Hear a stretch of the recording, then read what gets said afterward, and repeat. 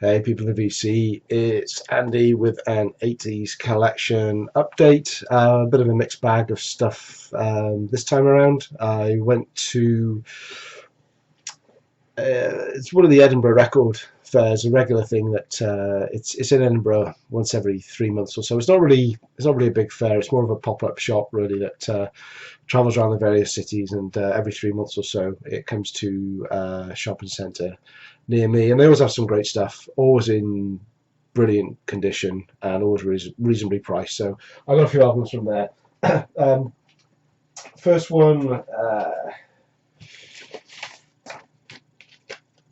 copy of the debut album from Wasted called Vices.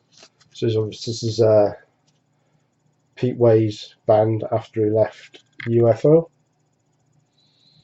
It's pretty good. I've got a couple of Wasted albums. I'm still getting into this. I really like the EP, the self-titled EP that came after this, Wasted, and the Good, the Bad, and the Wasted as well, the album after that.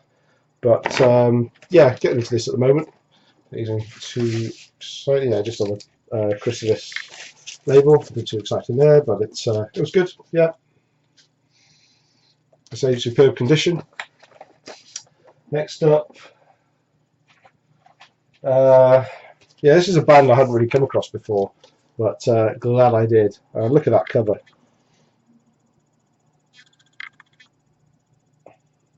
Fantastic stuff. So this is Omen with the Curse. Now this is an LA power metal band. This is on Metal Blade Records from 1987, I think, or 86. Let's have a look. Yeah, 1986, the classic Metal Blade label. US power metal, when most of the, I guess, LA around this time was going the glam route. Omen were chugging out some really good US power metal. Some killer tracks on here. If you do check out this album, I'm sure it's probably on YouTube. Look for things like Teeth of the Hydra, The Curse, Holy Martyr. There's actually a really good, I'm not always into instrumentals, but SRB, which is supposedly dedicated to the Space Shuttle Challenger, is really quite good. It's a little progressive as well sounding, but absolutely killer album. Really glad I picked this up, and definitely look out for some other stuff. I think this is their third album, if I'm not mistaken, and this was the last of their lineup. I think the singer J.D. Kimball left after that, and I believe they took a little bit of a different direction. But if you haven't checked out Omen, thoroughly recommend that one. I got an upgrade finally for Holy Diver. I mean, this is in absolutely tip-top condition. I showed my copy a few months back, actually, I think in one of my Random Records episodes, and said it was beat up and I was on the lookout for a new copy. And this, I think this will cost me £7. I think this was the most expensive one of the 5 I bought at this record fair, but it really is almost unplayed, no edge wear or anything, so fantastic copy. So I've got a spare copy of Holy Diver now. Fourth one, there we go, no album in there, it's just the cover. Armored Saint Live, Saints Will Conquer. This is great live album. Well, it's not really an album, it's an EP, and that's my biggest criticism of this. Is you got Armored Saint, a great band. They sound great live on this, but there's only 6 tracks on the album. This is on Metal Blade as well, and this is what, 1988. And in here, some goodies that came with this one. So again, I say perfect condition from this seller always. There's the heavy metal collage and some band live shots and lyrics to one song, No Reason to Live. But I think this one also came with a load of marketing guff from Metal Blade, or from Roadrunner as they were marketed over here. So yeah, there's the little bit of a bio of the band, and some sales notes as well, with a recommended retail price of £3.65. I think I paid a little bit more for it, but I guess after 30 years. Yeah, sales points are extensive advertising in major rock magazines, extensive media coverage, KKK and a half album review in Kerrang, or 3.5 Ks. There we go. Should have read that beforehand. A well-established world-class metal band. Sales should be at a premium for this release. Stunning album cover. So let's have a look at that stunning album cover. There we go, and it is pretty stunning. But yeah, shame it's only an EP, but a great pickup in superb condition nonetheless. Now this fifth one, I was really surprised to see this. This was a real find. Now, I'm sure most of you are avid viewers of the metal theologian Aaron. Probably a few of you will realise that Aaron was in a metal band in the late 80s. Doesn't talk about it much because they weren't too successful. But yeah, so Aaron was in a band called Aaron's Rod, and this is him down here. No, he wasn't. I'm of course joking, and I'm sure a lot of you aren't that gullible anyway. But Aaron knows his metal, and he will not be associated with this band. So this is what, late 80s on Roadrunner. Pretty much no frills Roadrunner release, and it is very generic, formulaic sounding heavy metal. The album's called Illusions Kill. I can't even see the date on it. Yeah, 1986. So this was clearly a band that were trying to jump on the bandwagon, and a lot of bands were getting signed up at the time. But this is okay.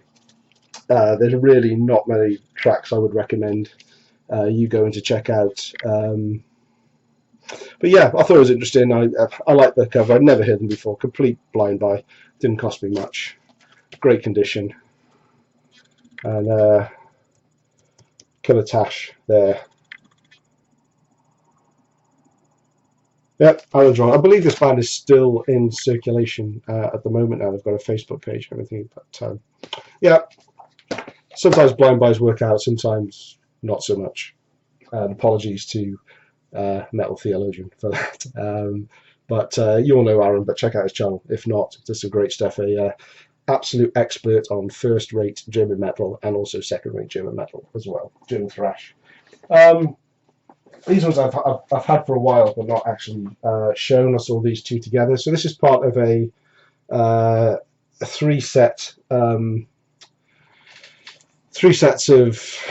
EPs, I guess, 12-inch singles called Fourth Degree Burns. First one is Molly Hatchet. I'm not a big fan of Molly Hatchet or Southern rock at all, to be honest with you. So this is a couple of tracks from the albums Flirting with Disaster and Molly Hatchet. And the other one was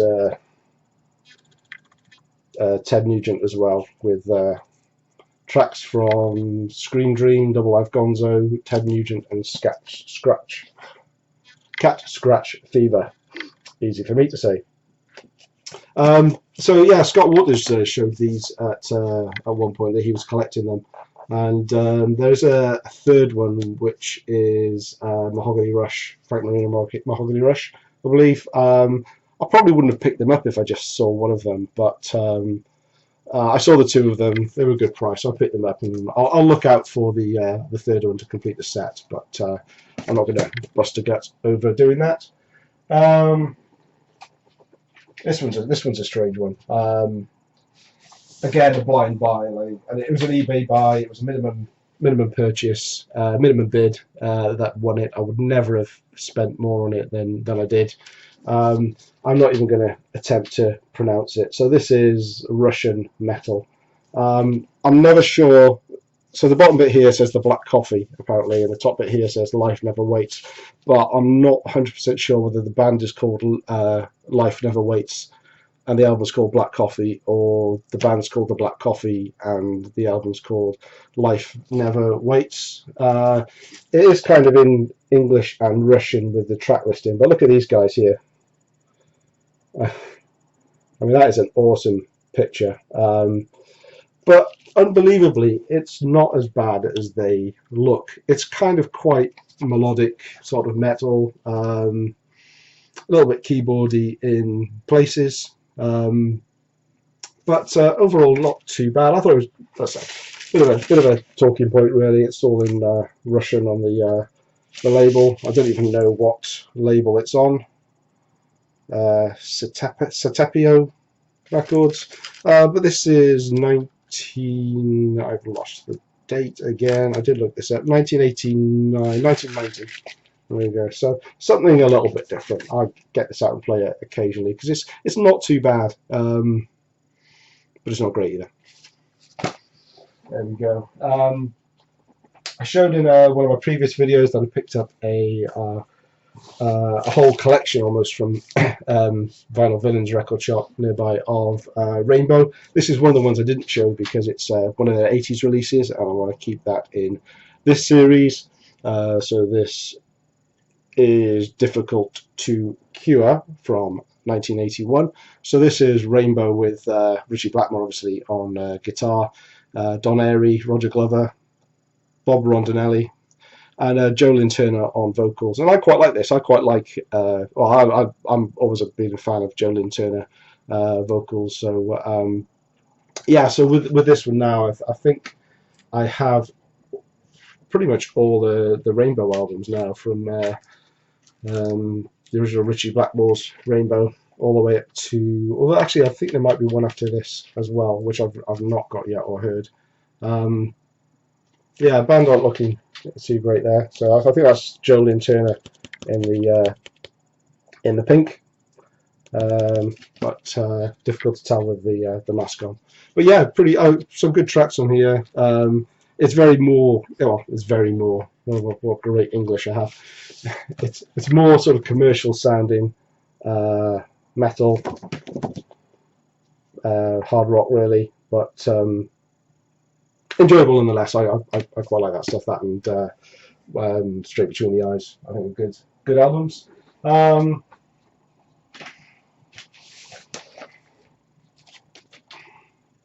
Dio, Sacred Heart, again, nice cheap copy that I've managed to pick up in a superb condition. This is from 1985 on Vertigo. There you go, standard UK Vertigo label, and again with the original inner sleeve.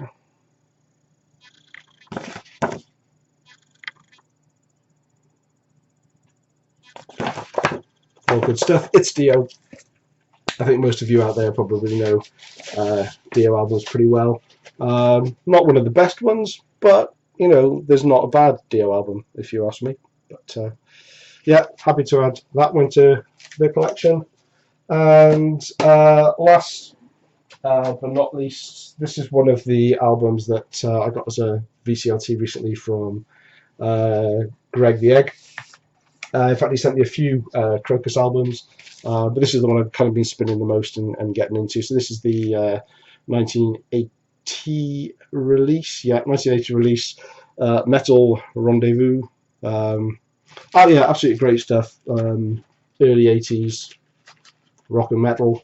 I'm not sure that's the original inner sleeve for it, or whether it came with a plain or picture inner sleeve, but it's a Canadian pressing, so it's on the Areola label. So yeah, something a bit different to have. I mean, I've got a few Canadian pressings now, thanks to Greg. I like the back of this sleeve here. It's a police report, and the band names listed here is the best, like the Suspects, and the track listing, and cause of accident, 1000% of rock and roll in the blood.